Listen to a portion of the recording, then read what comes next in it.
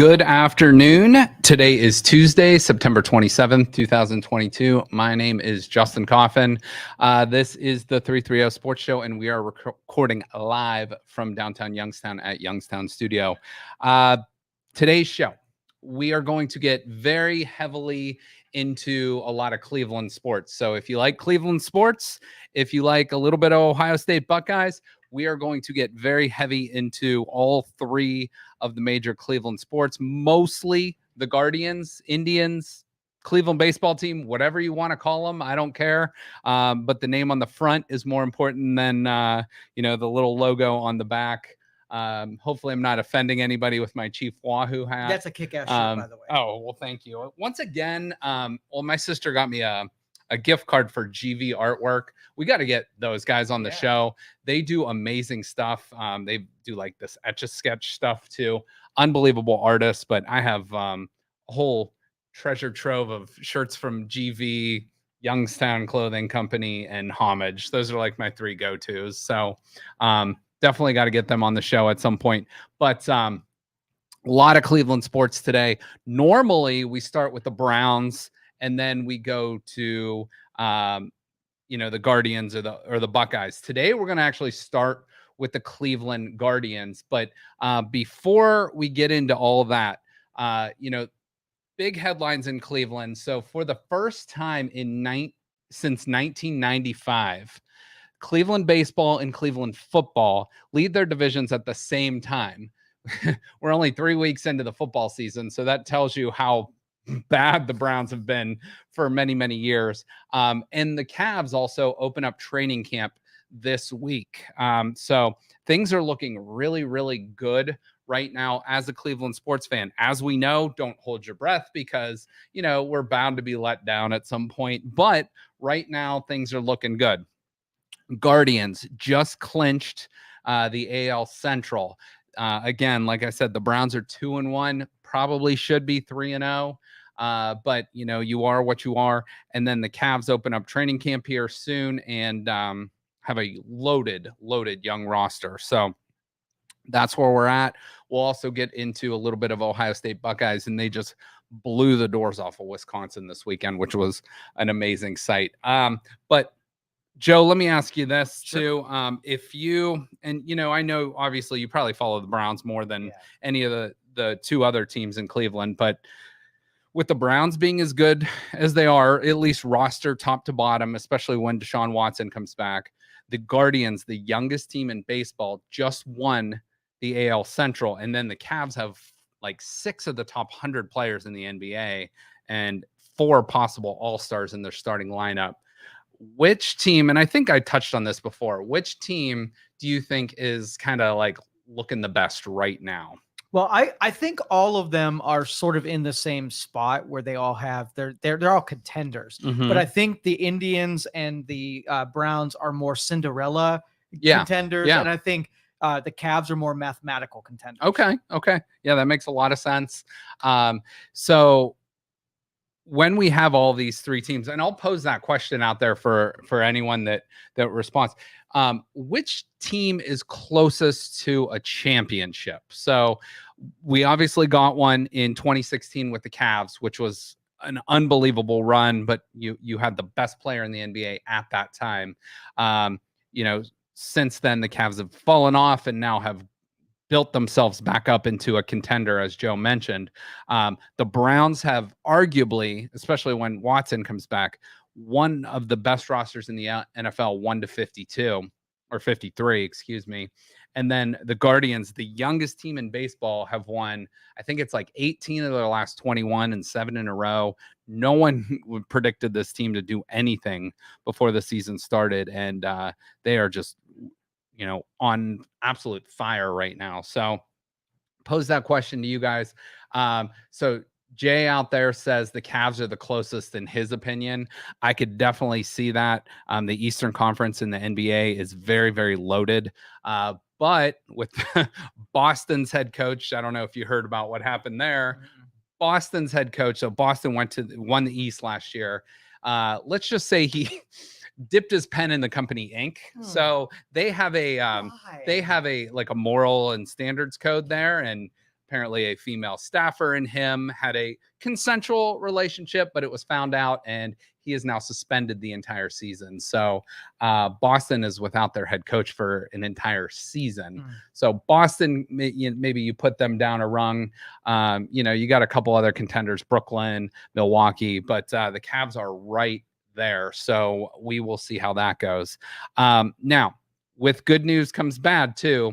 Did you hear about the Myles Garrett traffic incident yesterday? So, I heard all of like the dramatic embellishments. So I really don't. Do they know what happened at this point? So this is what I understand, and I have not heard anything else since like 9 a.m. this morning. So apparently yesterday, he was leaving practice, and by all accounts, he's never even like taken a sip of alcohol in his life, So there was no drugs, no alcohol involved. He had a female in the car with him, and he was driving a little Porsche, and he's a big dude. And apparently this happened in Medina County, so a little bit south of Berea, where the Browns train. But the roads were wet, and apparently there was some sort of animal. I don't know if it was a deer. I don't know if, whatever. It could be a deer, a fox. I don't know what it is. But he tried to avoid the animal and then like overcorrected, and the car flipped, which I've seen that happen once. I've seen a car flip once. It's one of the most frightening things ever. Thank God him and the female passenger were wearing their seatbelts, because that could have been very, very bad. That could have been, obviously we talk sports on here, but life trumps all. You know what I'm saying? So luckily, by all accounts, at least Myles Garrett, no broken bones, but you go through a car accident like that, you're probably going to be banged up. I don't care if you're superhuman like he is or not. Your car flips over a couple times. You worry about his long-term health more than, hey, is he going to play on Sunday? So, right. And I actually noticed since that accident happened, the Browns open up as a 2.5 point favorite. It's now they're a 1.5 point favorite. So that's probably speculation. He's that magnet that he takes double and triple coverages off of, off of that offense. So yeah, and Jadeveon Clowney probably not going to play, so you could be without your top two defensive ends there. But more importantly, it seems to be he's okay. He was released from the hospital last night, and that's what we know right now. So I'm sure Stefanski and Barry and whoever will have more in their press conferences. So that's where we're at. So do you think in the last game, he was pretty ineffective at getting to the quarterback? Well, I think in the first half he was. In the second half, the Browns only gave up 3 points to the Steelers in the second half of that game.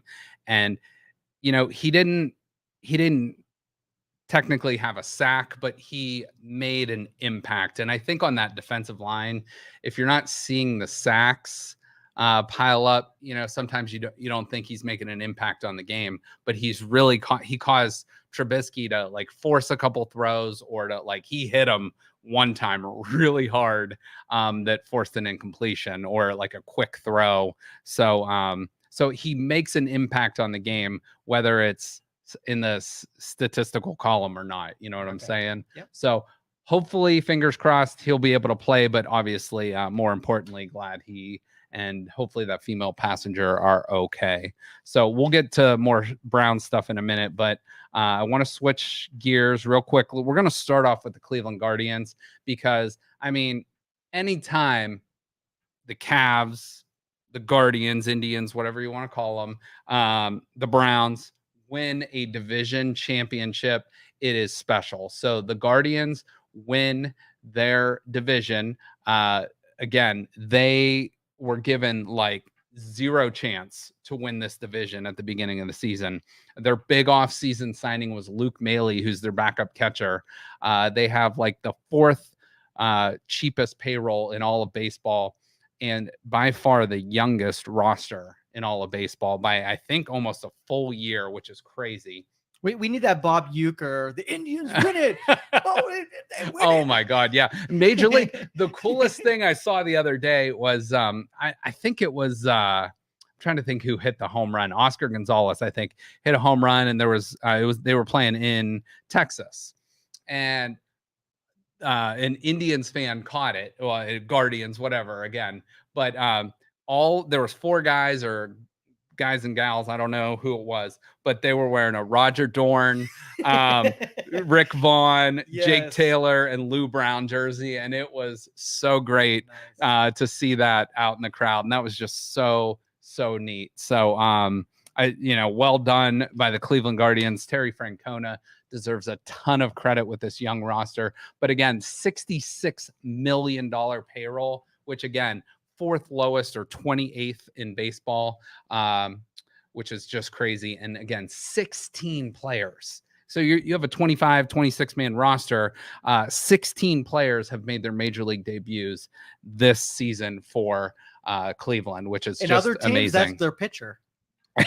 Right. Exactly. So they clinch on the 25th. I'm going to throw this out on social media, this graphic, in case you see it. But on, I believe it was July 9th, they had something like a 7% chance to win the division. And obviously now that is a 100% chance because they have clinched. So great news. I'm not going to go through all the statistics, but this lineup is really looking solid. So you start at the top, Steven, and these are just potential batting orders I think you can see for the postseason. But Steven Kwan, probably going to be the rookie of the year. Ahmed Rosario, you picked him up in the Lindor trade last year. He's your starting shortstop. He is 2nd or 3rd in the American League in hits. Jose Ramirez, your MVP candidate there. Oscar Gonzalez, one of those rookies who is just hitting the ball like crazy. Josh Naylor, who looks like he should be playing beer league softball. He's 25 years old, but he's got this big old gut. But he is the heart and soul of this team, plays the game the way it should be played.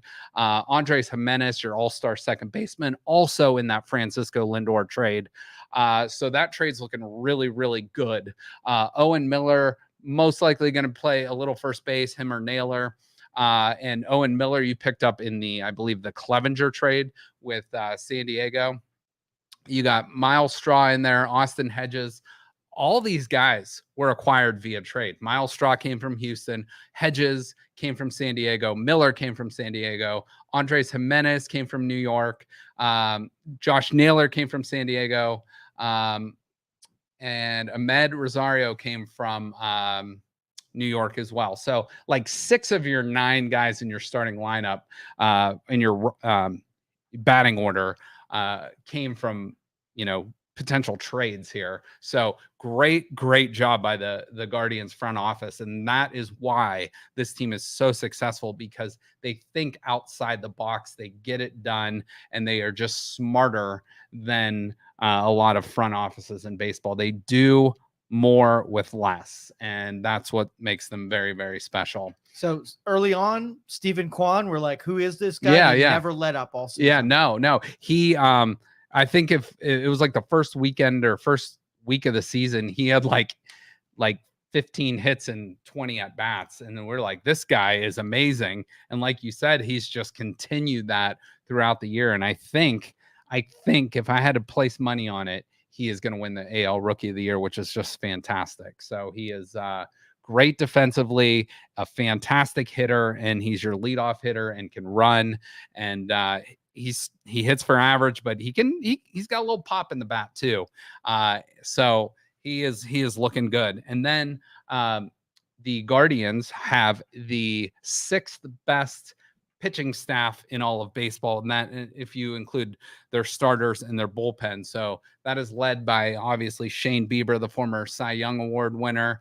You got Tristan McKenzie. Cal Quantrill has won 10 straight games that he started, which is just unbelievable. Savale's coming back. Zach Plesac right now on the injured list, but hopefully we'll come back and be able to help out in the bullpen or come in certain situations. But you have a really nice front 3 with Bieber, McKenzie, and Quantrill.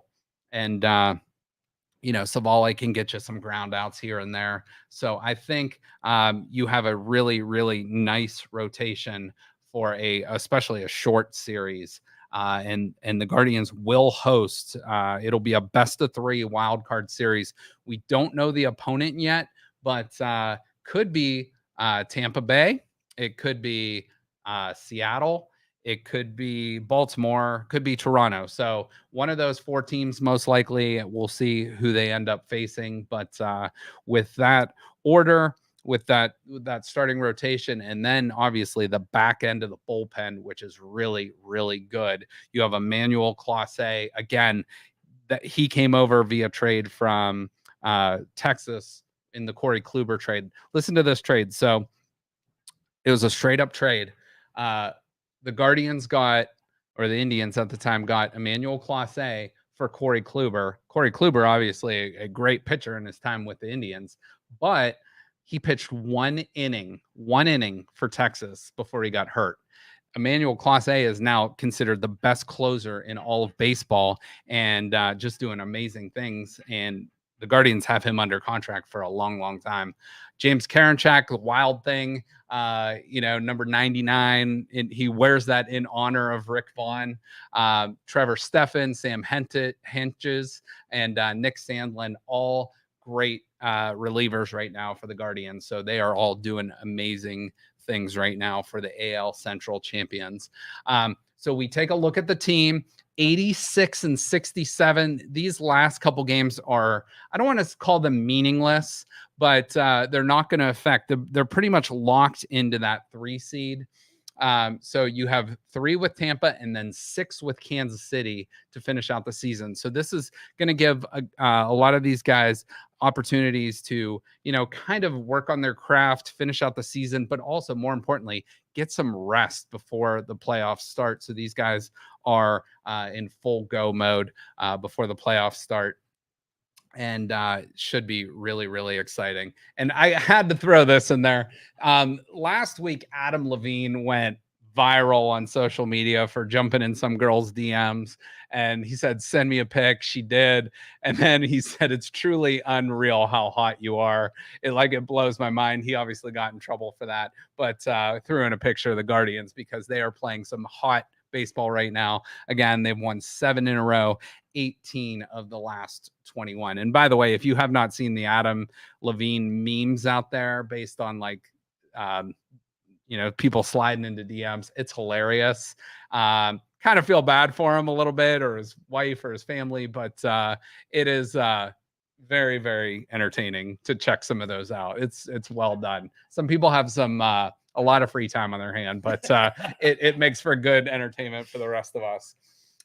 So in the world of baseball, and we don't talk a whole lot of baseball on this show, but there were 3 players specifically, non-Cleveland players, that I want to touch on real quick. So Aaron Judge, obviously a right fielder, number 99 for the New York Yankees, leading the major league in home runs with 60. The next closest player has 40 home runs on the season, which is crazy. The only players in history with 60 home runs in a season are Babe Ruth, Roger Maris, Mark McGwire, Sammy Sosa, and Barry Bonds. So Aaron Judge joins that company. He is currently tied for the league lead in average, leads in home runs and RBIs, and if he wins the Triple Crown, he is 1 short of setting the American League record, which is also the New York Yankees record by Roger Maris. So obviously with a few games to play, he's going to push for that record, or at least to tie it. Shohei Ohtani, number 17, pitcher, outfielder, DH for the Anaheim Angels, or LA Angels of Anaheim. He is the most versatile player in the league right now, maybe ever. But right now, he is 14-8 as a pitcher with a 2.47 ERA, 203 strikeouts in 153 innings pitched.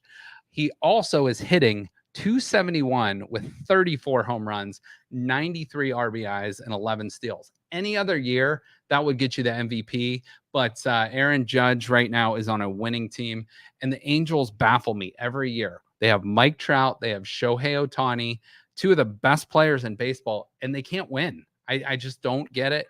I just don't get it why that team cannot win. They are year in, year out a disappointment, and but they do have 2 excellent players.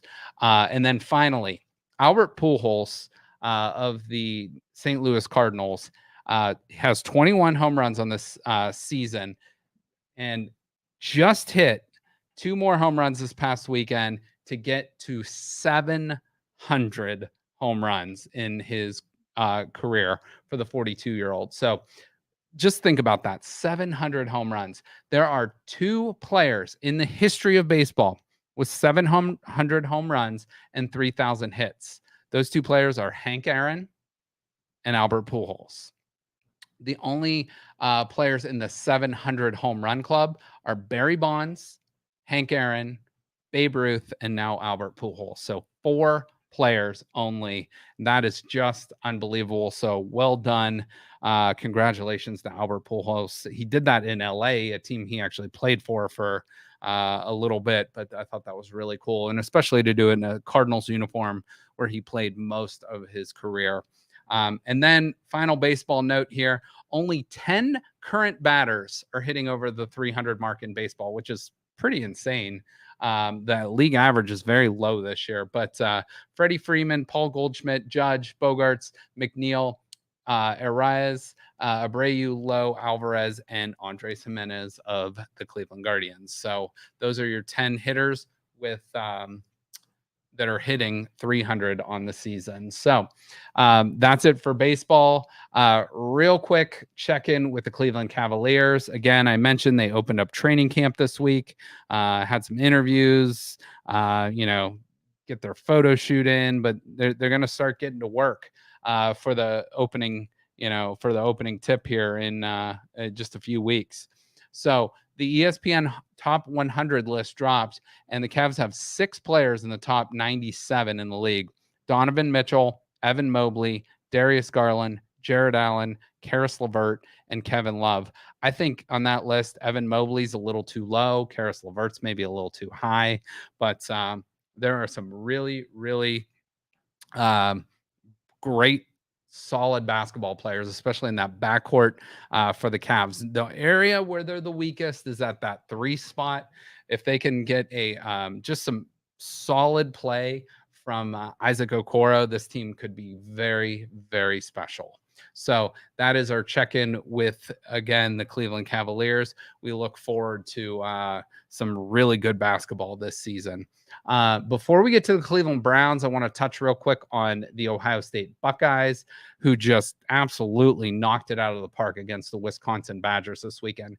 52-21, a game that wasn't even as close as that score. It was 28-0 before you knew it. The Buckeyes cover the 17.5-point spread, and the over was 57. The Buckeyes nearly covered that themselves as it hit 73. So great job by Ryan Day and the Ohio State Buckeyes. My offensive Buckeye leaves, I'm giving them to CJ Stroud. Just an unbelievable season. The Heisman frontrunner, 16 touchdowns on versus 1 interception this year.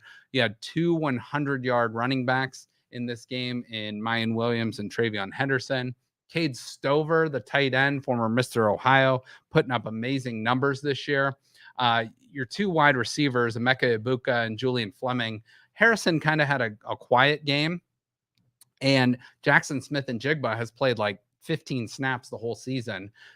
These guys have really stepped up. And then obviously the entire offensive line, Johnson, Jackson, Whippler, and both Joneses on the right side of the line, just mauling a good defensive team in Wisconsin, but just making them look just inferior, making them look like a JV squad. So CJ Stroud, like I mentioned, the Heisman Trophy frontrunner so far this season, 79-112, which is good for about 71%. He's averaging about 307 yards passing a game, 16 touchdowns to 1 interception. Just a great season so far. Marvin Harrison Jr. is an absolute freak. And if you remember his dad, former Hall of Famer for the Indianapolis Colts, catching those touchdowns from Peyton Manning. But on the season, 21 catches, nearly 400 yards, 5 touchdowns, and almost 19 yards a catch. Emeka Ibuka, a former number 1 wide receiver recruit, 26 catches, 442 yards, 5 touchdowns, and averaging 17 yards a catch, putting up amazing stats there. And then I want to give a shout out to the tight end for the Buckeyes, Cade Stover. Sorry, as soon as I can get this to load. Cade Stover just putting up amazing numbers this year. Could potentially put up one of the better seasons in Ohio State football history.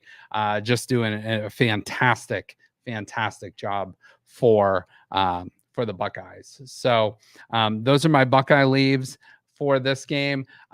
Joe, let's move on to the Cleveland Browns. And I want to just talk to you. Now we're talking like 5-6 days ago, this game almost happened, but the Browns, Steelers, the rivalry doesn't get much better than that. Obviously, the Steelers have had, the lion's share of that rivalry. Catching up to do. Yeah, so we have a lot of catching up to do, but we started chipping away at that. If I recall, that was probably one of the most dominant performances by a Cleveland Browns team over the Pittsburgh Steelers that I can recall. So what say you on that? Yeah, my big two things I was watching. Number one, I wanted to see how the Jets did against somebody else. Okay. And because if you take away some of those broken coverages, it would have been a pretty tight game, right? But you got a competitor that we're going to see in the next couple of weeks that played against them, and I was getting to judge, like, how are we going to do against that? And I still, I even though the Jets lost in bad fashion, I still think it's going to be a tight game. First, the Ravens. Oh, yeah. Okay. Yeah. Well, I think the Ravens are pretty good, but defensively, they have some weaknesses. Yes. I think the Bengals really have a lot of weaknesses on that offensive line, especially, and they can be had on the defensive side of the ball, too. I think the Browns right now, Nick Chubb is leading the league in rushing. Jacoby Brissett is like Pro Football Focus third-ranked quarterback in all of football. You nailed it, man. You said he's the real deal. So. I think he's the real deal for a short period of time. If he can get through these first 11 games and play you some smart, I think Kevin Stefanski loves having him at quarterback because he is not making mistakes. He's putting the ball where it needs to be. He's just really playing solid football. Do you know who Pro Football Focus's 32nd ranked quarterback is? I'm going to say the Panthers quarterback. It is Baker Mayfield, 32nd out of 33. So because Cooper Rush is in there and he's been taking over for the Dallas Cowboys since Dak has been out. But Jacoby, but at least it's the same shit too. So it is. You don't feel bad because he goes there and it wasn't your receivers, it wasn't your line, it wasn't anything. It was overthrowing the ball, rushing your pocket presence, and right. And again, I don't want to just dump on Baker Mayfield. But you're the better man. He really has done a nice. Jacoby Brissett has really done a nice job stepping in and obviously filling the shoes of Baker and stepping in for what we hope will be a great quarterback, obviously with some off the field issues. See, I had a guess going into this that the defensive backs were going to play overly aggressive because they were, they were pissed, long and short. Yeah. And I was expecting a ton of penalties, a ton of like physicality there. And they really impressed me. They got their stuff together, but they did it intelligently. Yeah, no doubt. And the Browns offensive line deserves a lot of, they are mauling people and opening up some big holes. As I mentioned, Nick Chubb leading the league in rushing right now with like 340 yards, I believe. They're also, giving Brissett time. Your boy Njoku had a huge game. Amari Cooper had another huge game. So the Browns are opening some eyes. They're doing some stuff. And did you see Njoku before the game, glistening, shirtless? He is the best looking dude on that field. He is chiseled. He is a chiseled dude. And he's finally starting to earn. Now, I will say he's a great run blocker. He does very, very well, but it's nice to see him put up numbers. He had like 9 catches for like 89 yards and a touchdown. It's really nice to see that production on the field for him. That probably the second best game of his career. And we're finally starting to see that David Njoku that is that first round draft pick. So does it feel like I have a crush on him a little bit? It's okay. Yeah, that's all right. You confident. You can have a crush on him, especially if he's playing good football. Like man crush away on David Njoku. But Nick Chubb multiple 100-yard games. Amari Cooper, multiple 100-yard games. It is nice to see him in that offense. Yes. Beautiful route runner. The only team in football with a multi 100-yard rusher and a multi 100-yard receiver. The only team in football are the Cleveland Browns. So very, very impressive. I didn't see a whole lot of Donovan Peoples-Jones. I was hoping to see he would make his breakout year. Yeah. He had a nice opening game against the Panthers. I think like 6 catches for like 60 yards or something, but he really hasn't done much since then in the last 2 weeks. But if the Browns are going to just run that ball and churn clock and wear that defense down, and Donovan Peoples-Jones makes a couple catches a game, I can live with that. For sure. But I think they are going to need some help because they're going to start rolling coverage over to double Cooper. So, as Peoples-Jones, he's got to get open. David Bell's got to start getting open. I haven't heard from Schwartz. I was wondering about it. I was thinking maybe he's not even on the field anymore. Yeah, anything. I saw him in a few routes, but I did not see much of him. Yeah. And the Browns might. Kevin Stefanski, we obviously know, loves to run the ball, loves the big personnel. So if you're going to see a lot of Njoku and Harrison Bryant in that 12 personnel with 2 wide receivers, so if you're only running 2 wide receivers, you're going to see Amari Cooper and you're going to see Peoples-Jones on the outside. So we'll see. And I know they love David Bell. He just, as a rookie, hasn't had that opportunity yet. Right. So, and I'm telling you, we need our special teams to get their crap together. That was going to be my next point. I'm glad you said that because when Pittsburgh kicked that onside kick, how nervous were you? It was volume 12. Yes. Volume 12. Because I think it was George Pickens who made that insane catch earlier in the game. Yeah. But I think it was George Pickens who was offsides on that. But they were very, very close to that football on that onside kick. And I think Cade York missed another extra point. So, obviously we're focusing on the positives here, but there are some negatives to be cleaned up. I think the Browns also had a 12 men on the field penalty on one of the Steelers. Field goal attempts. So that needs cleaned up big time. The special teams has been a struggle. So what do you think the deal with Cade York? Do you think it was all that pressure from game 1 that kind of got in his head a little bit? Maybe. He hasn't missed a field goal yet. It's been 2 extra points. But that was my complaint last year. But those, every other team, it's automatic. Right. Even in shitty weather like we have up here, you learn how to get those 25 yards through those uprights no matter what's happening. Exactly. I would rather it get blocked than to miss it off to and shank it. I'd rather he just makes them all. Yeah, but if it's getting blocked, that means he's line driving it and, he's worried about the accuracy and distance. I think from everything I've heard, he has this like freakishly intense routine that he just goes through and he forgets about the last kick, which is great, and just focuses on the next kick. But hopefully those extra points start to become just like just automatic because this is multiple sports here, but I think free throws and extra points should be automatic as they get. Yeah, I think free throws, a good player should be hitting 80%. And I cannot kick a football. I cannot kick a football off a tee or the ground. I could punt it, but I don't know. Those guys do it. That's like literally that's your job. That's what you get paid for. That you should be making, 98 out of 100 of those. So let's just hope. I just wish their press conferences at least said the story, like what happened there, and they say something like laces out or something. That makes sense, right? Right. But we can all see the replay, and it's just both of them have been right. I believe that he has, and maybe they're so short that he's not. It's just not getting that hook. It's like that those he's bowlers used to. where they didn't have enough lane to hook. Exactly. Okay. So, because if you notice that game-winning field goal that he hit against Carolina, that was like 58 yards, it looked like it was going to miss right, and then came back through the uprights. So, I don't know anything about field goal kicking, so I'll leave it to the experts and trust they're going to get it right. But I think it's Mike Prefer is the head or the special teams coach, and hopefully they get it figured out because the special teams has been ugly. And you could say, well, the Browns could have lost that Carolina game, and you could say, well, they should have won that Jets game, but you are what you are. You're 2-1. Those games could have easily flipped, and you could have lost to Carolina. You could have won the Jets and still been 2-1. So that's where we sit. And it's still nice to get that win over Baker on that week 1. Right. It would be great to be sitting here 3-1. But if we're playing the schedule game, you're 2-1.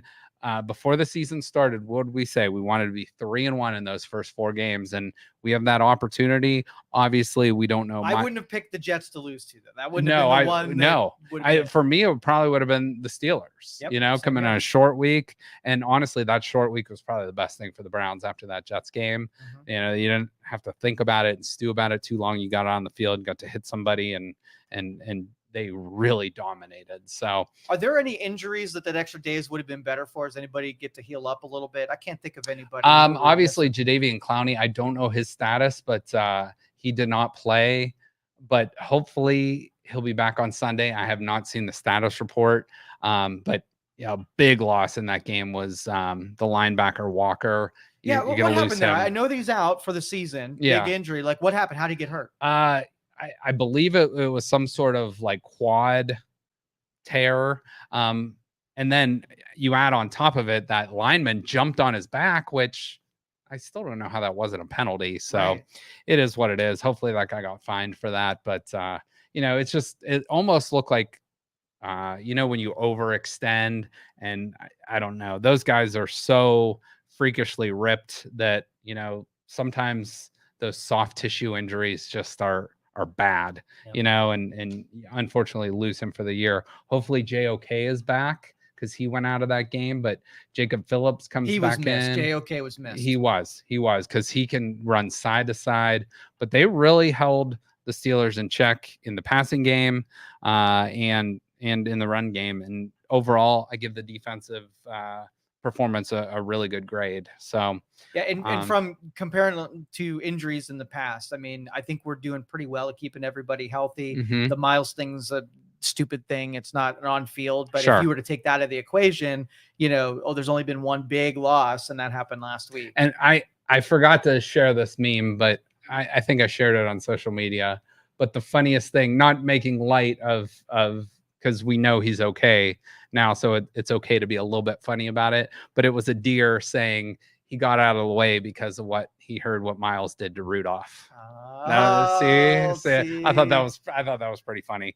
But it's okay to joke about it now that we know he's okay. But hopefully Garrett is back. Or Clowney, obviously his health comes first. And we got to remember these guys are human, not just football players. But we wish Myles Garrett all the best, and obviously have a big game, against the team that's struggled 1-2, but they did get a big win this past weekend against Seattle. So we'll see. This team can put up some points. They have the second leading rusher in the league in Cordell Patterson. So we'll preview that game a little bit more on Thursday. Can I hit you with the hypothetical now? Because we always put the cart before the horse anyway. So let's just say Brissett really assembles into somebody who's a little bit more than a backup quarterback, somebody who you might want on your starting squad. And we get to that week 11. And then you're a head coach and you got this guy that brought you a great record and served his time, and he achieved all the goals and he did his thing. How hard is it for you as a coach to then sit him for Watson? Not hard at all. No? No.